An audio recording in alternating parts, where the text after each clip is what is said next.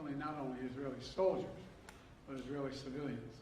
In the street, in their homes, innocent people murdered, wounded, entire families taken hostage by Hamas, just days after Israel marked the holiest of days in the Jewish calendar.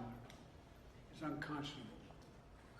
You know, when I spoke with Prime Minister Netanyahu this morning, I told him the United States stands with the people of Israel in the face of these terrorist assaults. Israel has the right to defend itself and its people. Full stop. There's never justification for terrorist attacks. And my administration's support for Israel's security is rock solid and unwavering. Let me say this as clearly as I can.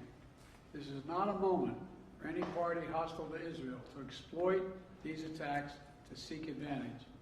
The world is watching.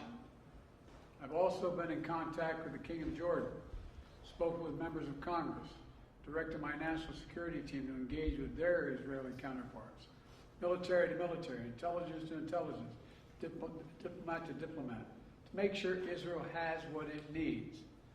I've also directed my team to remain in constant contact with leaders throughout the region, including Egypt, Turkey, Qatar, Saudi Arabia, Jordan, Oman, the UAE, as well as our European partners and the Palestinian Authority.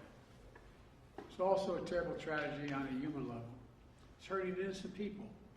Seeing the lives that have been broken by this, the families torn apart, it's heartbreaking. And Jill and I are praying for those families who've been impacted by this violence. We grieve with those who've lost their loved ones, lost a piece of their soul. We have hope for swift recovery for many who have been wounded. We're going to remain in close touch with Prime Minister. I personally am going to remain in close contact with Prime Minister Netanyahu as this situation continues to develop. And let there be no mistake, the United States stands with